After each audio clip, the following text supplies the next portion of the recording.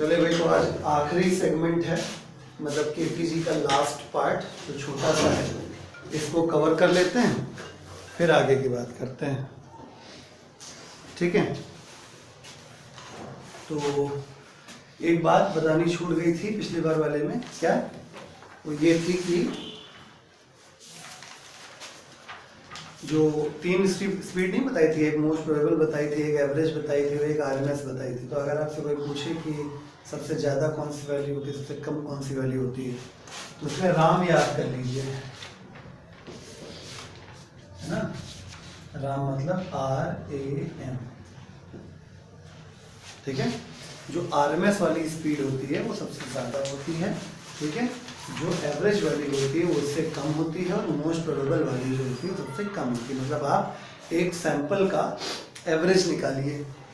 ठीक है, मतलब एक सैंपल गैस लीजिए, उसके सारे मॉलिक्यूल्स का आप क्या करिए, स्पीड वगैरह कैलकुलेट करिए आप। ठीक है, एक बार एमपी मेथड से, एक बार मोस्ट प्रोबेबल मेथड से, एक बार एवरेज से, एक बार आरएमएस से, आप पाएंगे कि आरएमएस वाली स्पीड सबसे ज़्यादा आई है। ठीक है, और एवरेज वाली उससे कम आई है, मोस्ट प्रोबेबल वाली सबसे कम आई है। तो कहीं पर ऐड कर लीजिए, बस जहाँ पे वहाँ पे तीन स्पीड जहाँ पर लिखी था पिछले बार, बस वहीं पे कहीं पे ये ऐड कर लो। ठीक है, VR is greater than VA is greater than VM। चलिए, तो बस अब एक पेज रह गया मेरे पास चैप्टर का निपटाने को, उसके बाद हम लोग थर्मोडायनेमिक्स में एंटर कर जाएंगे। ठीक है, तो हेडिंग डाल दीजिए specific heat of gas. Specific heat of gas,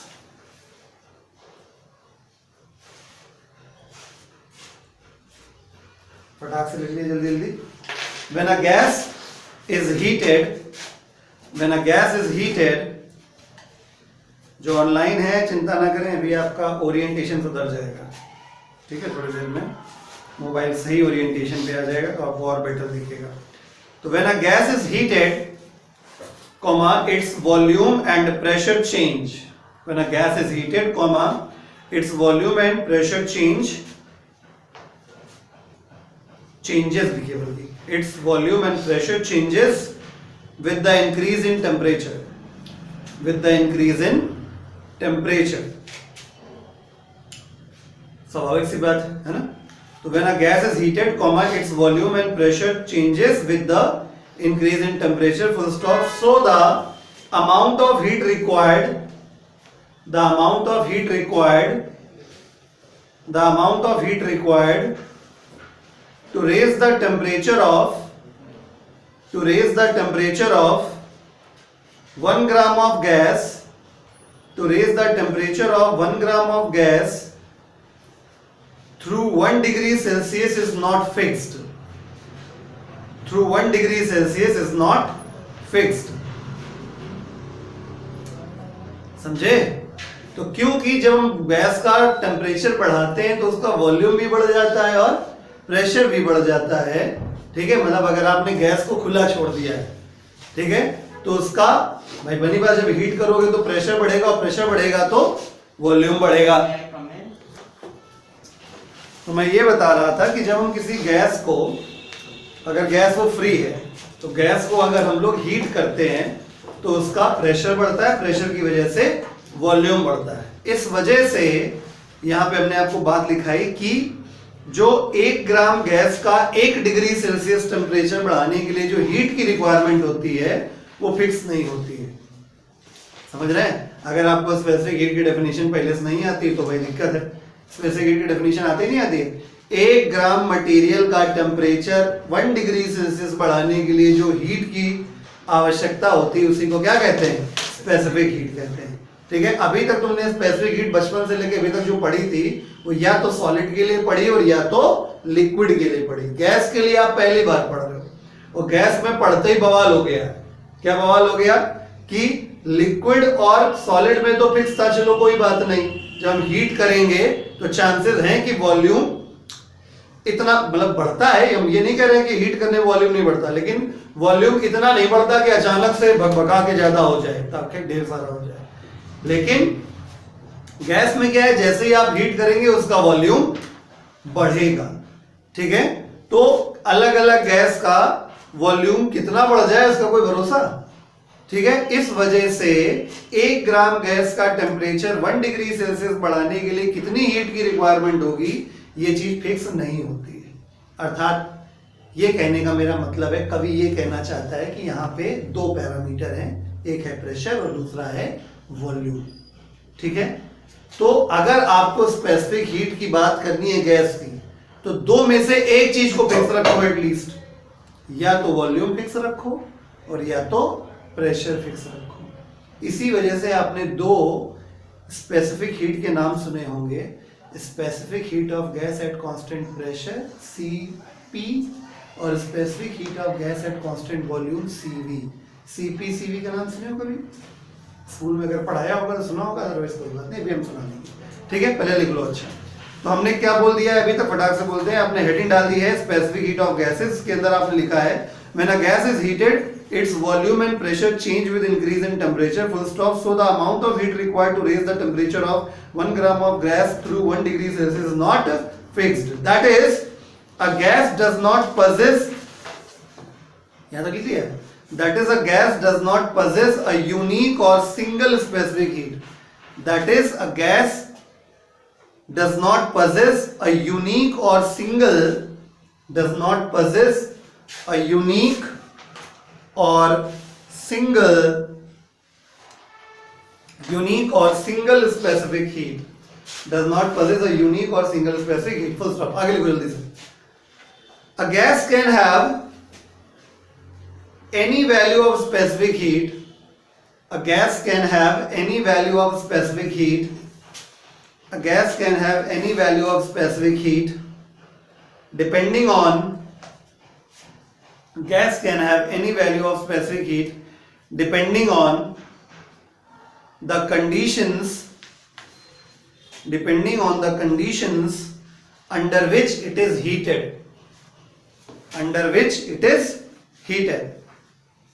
यानी एक गैस की कितनी भी, इसमें ये भी पूछा जाता है कभी कभी 1 नंबर में कि what could be the range of specific heat of a gas, तो आपको लिखना पड़ेगा 0 से इंफिनिटी तक, कुछ भी वैल्यू हो सकती है। ठीक है, गैस की स्पेसिफिक हीट की वैल्यू डिपेंड करती है कि तुमने प्रोसेस कैसे कराया है। समझ गए? तो आगे लिखिए, condition under which it is heated, that is it's value can be positive, negative, 0 and infinity, यानी सब कुछ हो गया इसी में।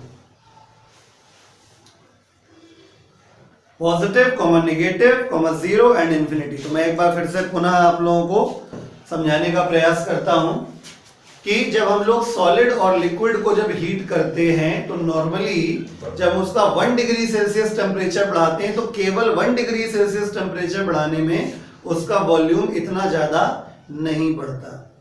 ठीक है, यानी उसका वॉल्यूम और प्रेशर लगभग क्या रहता है, कांस्टेंट रहता है। 1 डिग्री सेल्सियस में कोई बहुत बड़ा तोप नहीं हो जाता लिक्विड और सॉलिड के मामले में। इस वजह से जो सॉलिड और लिक्विड की जो स्पेसिफिक हीट होती है वो हम पर्टिकुलरली मेजर कर सकते हैं। आई बात समझ में? लेकिन अगर गैस की बात करें तो 1 डिग्री सेल्सियस टेम्परेचर बढ़ाने पर उसका प्रेशर और वॉल्यूम किस प्रकार से बढ़ जाता है ये आपको बताने की आवश्यकता नहीं है।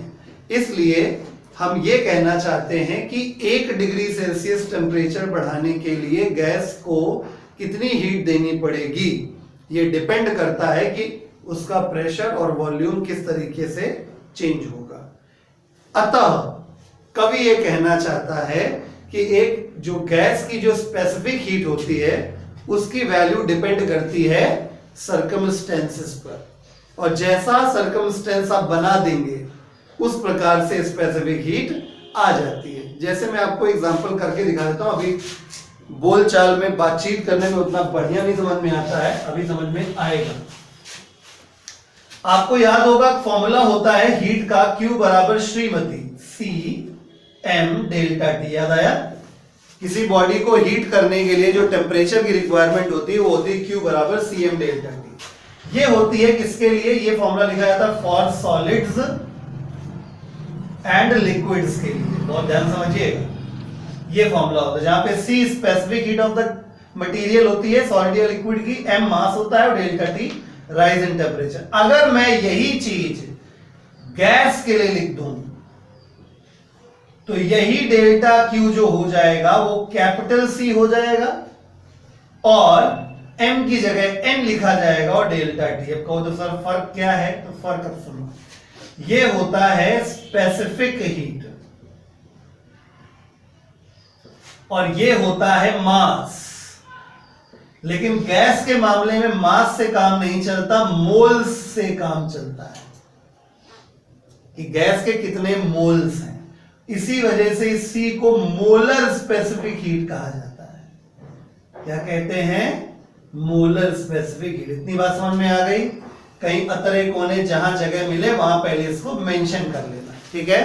कि अगर किसी बॉडी का तुम्हें टेम्परेचर बढ़ाना है तो टेम्परेचर बढ़ाने के लिए जो हीट दी जाती है उसका फॉर्मूला होता है सॉलिड्स और लिक्विड के केस में Q बराबर Cm डेल्टा T। मतलब ऐसा मैं नहीं कह रहा हूं कि हम Q बराबर Cm डेल्टा T गैस के लिए नहीं लगा सकते, लेकिन बेटर तरीका नहीं है। बेटर तरीका नीचे वाला है गैस के लिए, ठीक है? तो गैस वाले मामले में Cn डेल्टा T हो जाता है, जहां पे C मोलर स्पेसिफिक हीट हो जाती है और N नंबर ऑफ मोल्स हो जाते हैं गैस के, ठीक है? तो आप इतना सीख गए। तो Q बराबर Cm डेल्टा T लगता है सॉलिड्स और लिक्विड के लिए, बेटर रहता है, और डेल्टा Q बराबर Cn डेल्टा T लगता है गैस के लिए। अब मैं चर्चा को आगे बढ़ाता हूं, ठीक है? ध्यान से देखिएगा। तो भैया अगर हम गैस की बात करें, मैं आपको एग्जांपल दे रहा हूं, समझिएगा कि कैसे जीरो से लेके इनफिनाइट तक कुछ भी हो सकता है। देखो, आप जानते हैं, अभी अभी आपने देखा कि एक गैस के लिए, बेटा ये हो गया ना, इसको मिटा दें, मिटा दें, ठीक, कंफ्यूजन ना हो इस वजह से गायब कर दें। चलिए, तो हम अपने वापस मुद्दे पे आते हैं कि गुरुजी क्यों कह रहे हैं कि सर्कमस्टेंस के हिसाब से specific heat of the gas कुछ भी हो सकती है। तो देखिए, अभी अभी आपने सीखा कि गैसेस के लिए फॉर्मूला होता है डेल्टा Q बराबर NC डेल्टा T, अरे वही Cn डेल्टा T। तो C बराबर कितना हो गया? Delta Q upon N delta T हो गया। अब यहां पे हम दो प्रोसेस का जिक्र करते हैं। एक प्रोसेस बोला जाता है आइसोथर्मल प्रोसेस, ठीक है? आइसोथर्मल प्रोसेस, आइसोथर्मल प्रोसेस अपने नाम की तरह एकदम क्लियर है, ठीक है? जिसमें टेम्परेचर फिक्स रहता है। टेम्परेचर फिक्स रहता है तो डेल्टा T का वैल्यू 0 हो जाता है। अगर डेल्टा T की जगह तुम यहां 0 रखोगे तो C बराबर कितना आ जाएगा?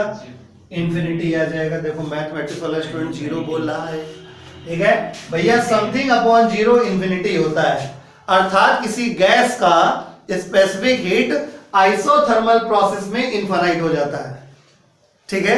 समझ में आया? मतलब तुमने टेम्परेचर फिक्स करने का कोशिश किया और तुमने स्पेसिफिक हीट निकाला, आंसर में इनफाइनाइट पा गए तुम, ठीक है? अब चलो, एक प्रोसेस होता है जिसे कहते हैं एडियाबैटिक। अभी अगले चैप्टर में सब जान जाओगे ये प्रोसेस कौन है, क्या है, कैसे काम करते हैं। एडियाबैटिक प्रोसेस, एडियाबैटिक प्रोसेस में इतना तेज प्रोसेस होता है कि ना हीट अंदर जा पाती है ना बाहर आ पाती है, यानी डेल्टा Q का वैल्यू 0 हो जाता है। और अगर डेल्टा Q 0 हो गया तो स्पेसिफिक हीट कितनी हो जाएगी? 0 हो गई, ठीक है? इसी प्रकार से बहुत कुछ होता है, ठीक है? पॉजिटिव नेगेटिव सब कुछ हो सकता है। तो इस प्रकार से कवि ये कहना चाहता है कि किसी भी गैस की जो स्पेसिफिक हीट होती है उसकी वैल्यू कुछ भी हो सकती है, डिपेंड करता है तुम किन सर्कमस्टेंसेस पर स्पेसिफिक हीट कैलकुलेट कर रहे हो। बात समझ में आ गई?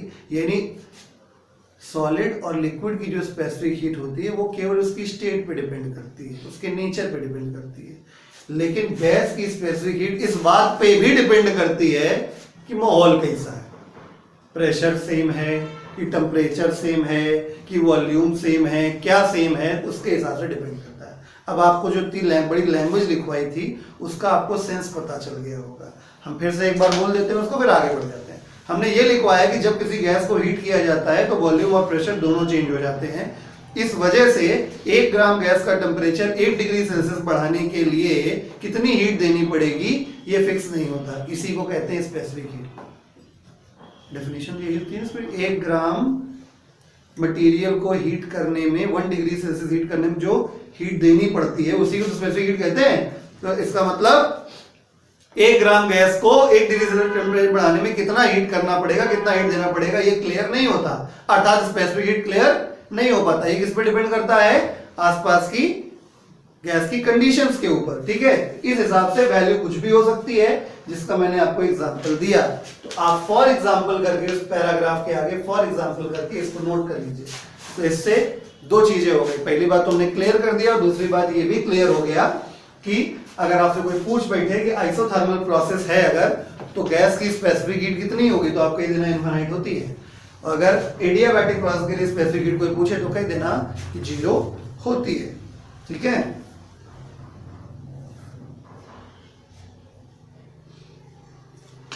पॉजिटिव नेगेटिव वाले बता दें क्या,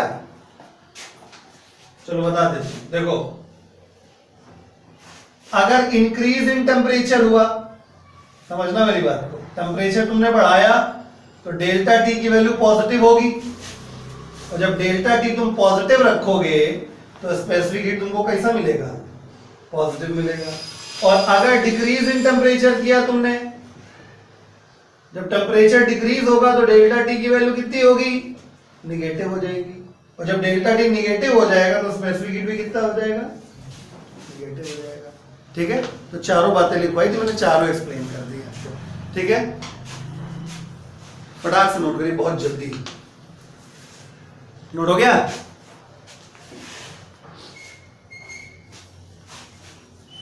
ठीक है, तो ऑन एंड ऑल मोटा मोटा हमने ये समझा कि किसी भी गैस की जो स्पेसिफिक हीट होती है वो केवल गैस के नेचर पर और गैस की स्टेट पर ही अकेले डिपेंड नहीं करती, डिपेंड इस बात पे भी करती है कि गैस के ऊपर जो सर्कमस्टेंसेस हैं, प्रेशर के, वॉल्यूम के, टेम्परेचर के, हीट के, वो सारे सर्कमस्टेंसेस किस हिसाब के हैं। अगर जिस प्रकार के सर्कमस्टेंसेस होंगे गैस की स्पेसिफिक हीट उसी हिसाब से वेरी कर जाती है, ठीक है। और वेरी इस प्रकार से करती है कि उसकी वैल्यू पॉजिटिव भी हो सकती है, निगेटिव भी हो सकती है, 0 भी हो सकती है और इनफाइनाइट भी हो सकती है, ठीक है। तो अब समस्या खड़ी हो गई, इतनी सारी वैल्यूज में हमारे मतलब की कौन है, तो हमारी मतलब की है सिर्फ 2, जिसके बारे में शुरुआत में चर्चा कर रहा था हल्की हल्की, लेकिन उस समय आप लोगों का चेहरा थोड़ा उतर गया था, समझ में नहीं आ रहा। 2 होती है, एक जब हम प्रेशर कांस्टेंट करके निकाले जिसको कहते हैं CP, molar specific heat at constant pressure, और एक वो जब हम वॉल्यूम कांस्टेंट करके निकाले दैट इज सीवी, ठीक है। तो हेडिंग डालिए, इन्हीं 2 को कहते हैं principal specific heat of gas. Heading डालिए, principal specific heat of gas. इसको रब कर रहा हूं, principal specific heat of gas, principal specific heat of gas. जो ऑनलाइन है अगर कुछ ना पल्ले पड़ रहा हो तो कृपया बता सकते हैं हमको। Principal specific heat of gas लिखिए, out of many specific heats of gas, out of many specific heats of gas, out of many specific heats of gas, comma 2 are of special significance. Out of many specific heats of gas, 2 are of special significance. Out of many specific heats of a gas, comma 2 are of special significance. Full stop. Number one,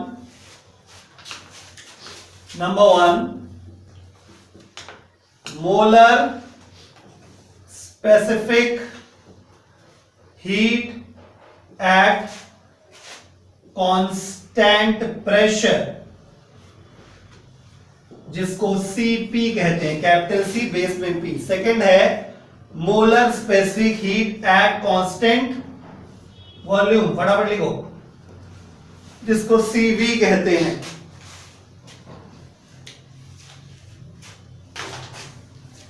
इनकी value कैसे कैसे निकलेगी अभी मैं बताता हूं। छप गया, जल्दी लिखा दो भाई, लिख लिया, मिटा रहे हैं। सीवी तो लिखना था केवल। देखो कैसे वैल्यू निकलेगी, बड़े आसान तरीके से। कोई डेफिनेशन तो पूछने वाला है नहीं, और डेफिनेशन पूछ भी ले तो बना लेना। देखो फॉर्मूला होता है डेल्टा क्यू बराबर N C delta T, right होता है। तो C बराबर कितना हो गया, delta Q upon N delta T. अब तुम्हारे पास दो आइटम है, ठीक है, ऐसे रहने दो, यहीं से कर देते हैं। ये फॉर्मूला होता है, हम जानते हैं, वी नो दैट। तो अगर आप एट कांस्टेंट प्रेशर लिखते हो तो इसको लिखना डेल्टा क्यू पी बराबर N C P delta T हो जाएगा फॉर्मूला। इससे आप प्रॉपरली क्या निकाल सकते हैं, Cp बराबर डेल्टा क्यूपी, मतलब मेन ये है इसलिए हमने बॉक्स बना दिया, ठीक है, अपॉन एन डेल्टा टी। बात समझ में आ गई कि नहीं आ गई? यानी अगर आपको molar specific heat at constant pressure निकालना है तो कांस्टेंट प्रेशर पर कितनी हीट दी गई उसको न्यूमरेटर में रखो, नंबर ऑफ मोल्स डिनोमिनेटर में रखो और चेंज इन टेम्परेचर डिनोमिनेटर में रखो। समझ गए?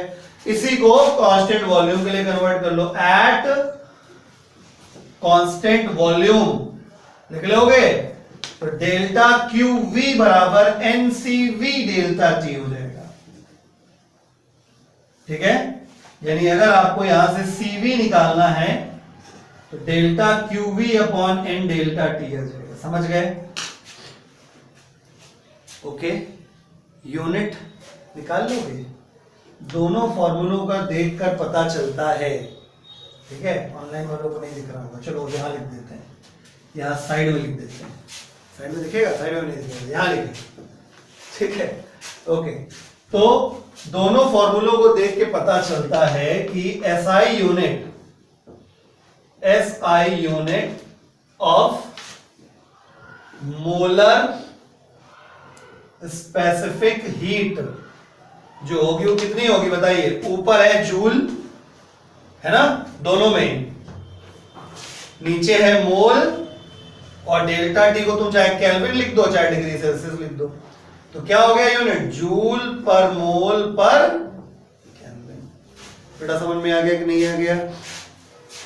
ठीक है, तो देखो मैं फिर से रिकॉल कर देता हूं, किसी भी गैस का जो स्पेसिफिक हीट होता है, यानी कि 1 ग्राम गैस का टेम्परेचर 1 डिग्री सेल्सियस बढ़ाने के लिए जो हीट की रिक्वायरमेंट होती है वो फिक्स नहीं रह पाती। क्यों नहीं रह पाती? क्योंकि वो डिपेंड करने लगती है कि गैस के हालात क्या है, उसका वॉल्यूम क्या है, टेम्परेचर क्या है, प्रेशर क्या है, इन सारी बातों पर निर्भर करने लगती है, ठीक है। तो इस वजह से जो स्पेसिफिक हीट होती है, यानी 1 ग्राम गैस का टेम्परेचर 1 डिग्री सेल्सियस बढ़ाने के लिए जो हीट की रिक्वायरमेंट होती है वो अलग अलग सर्कमस्टेंसेस पे अलग अलग हो जाती है।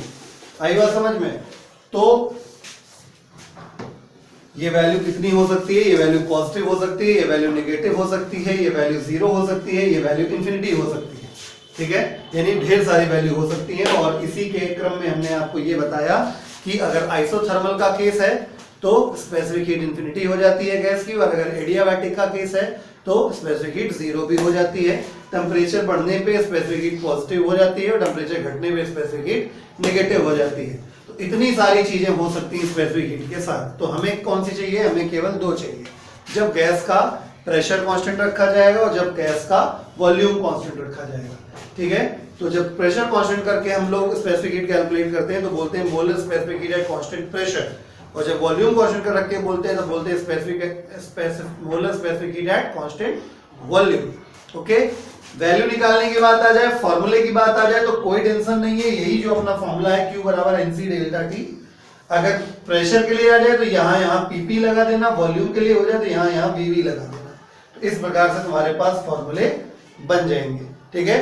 दोनों ही फॉर्मूलों में अगर आप CP और CV की वैल्यू निकालेंगे तो उससे आपको यूनिट का भी प्रॉपरली आइडिया लग जाएगा। चाहे molar specific heat at constant pressure हो उसका भी यूनिट यही रहेगा, और molar specific heat at constant volume हो इसका भी यूनिट यही रहेगा, ठीक है। एक और चीज बतानी है, उसके बाद ये खत्म हो, थर्मोडायनेमिक्स फिर शुरू, ठीक है। हेड डालिए, स्पेसिफिक हीट कैपेसिटी रेशियो और adiabatic constant. Specific heat capacity ratio और एडियाबैटिक कांस्टेंट, छोटी सी चीज है, फटाक से निपटा लेते हैं इसको। ये बड़ी इंपॉर्टेंट चीज है, मतलब ये अगर नहीं पढ़ते ना तो अभी आपको थर्मोडायनेमिक्स में जब मेयर इक्वेशन पढ़ाते हैं तो आपके बाउंस मार जाता है, ठीक है। तो मतलब कि आप ये एक तरीके से ये समझिए कि भविष्य में इजीली चीजों को समझने के लिए आज का ये लेक्चर आप पढ़ रहे हैं, ठीक है। तो भैया एडियाबैटिक कांस्टेंट या स्पेसिफिक हीट रेशियो जो होता है इसे गामा से रिप्रेजेंट करते हैं। अकॉर्डिंग टू डेफिनेशन ये गामा होता है और इसका Cp अपॉन Cv ये इसका फॉर्मूला होता है। The ratio of molar, definition भी आराम से लिख लोगे, the ratio of molar specific heat at constant pressure to the molar specific heat at constant volume is called adiabatic constant. क्या इसका यूनिट हो सकता है? नहीं हो सकता है, इसीलिए मैंने यूनिट पे फोकस किया था। मैं बार बार बोल रहा था दोनों का यूनिट सेम होता है, दोनों का यूनिट सेम होता है, इसीलिए बोल रहा था, क्योंकि जब रेशियो करेंगे दोनों का यूनिट सेम होगा तो यूनिट फ्री आ जाएगा, यूनिट लेस आ जाएगा, ठीक है। तो लिख लीजिए फटाक से, the ratio of molar specific heat at constant pressure, the ratio of molar specific heat at constant pressure to the ratio of molar specific heat at constant pressure to the molar specific heat at constant volume, the ratio of molar specific heat at constant pressure to the molar specific heat at constant volume for a given amount of gas, for a given amount of gas, for a given amount of gas is called specific heat capacity ratio,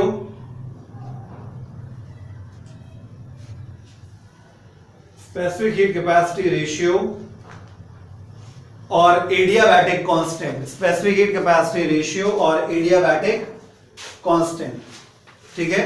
दो बातें बस और बताए दे रहा हूं। पहली चीज ये ध्यान रखना, आपको हम पहले ही बता रहे हैं कि क्योंकि Cp हमेशा Cv से बड़ा होगा, ये प्रूव करा देंगे। इसी को प्रूव कराना कहलाता है मेयर फॉर्मूले का डेरिवेशन। अगर आपसे कोई, अभी याद दिला रहा हूं, अभी आगे जब थर्मोडायनेमिक्स पढ़ाऊंगा तब फिर ये बात बोलूंगा। अगर आपसे कोई ये कह दे प्रूव करिए कि Cp Cv से बड़ा होता है, अर्थात वो इनडायरेक्टली कह रहा है कि मेयर फॉर्मूला डिराइव कर दो, ठीक है। मेयर फॉर्मूला भी मैंने बताया नहीं है आपको, अगर केमिस्ट्री में पढ़ा हो तो ये होता है Cp minus Cv equal to R, कभी देखा है, ठीक है। तो ये होता है मेयर फॉर्मूला। आपको ये इस फॉर्मूले से भी दिख रहा होगा कि Cp बड़ा है Cv छोटा है, तभी एक पॉजिटिव कांस्टेंट आ पा रहा है, ठीक है।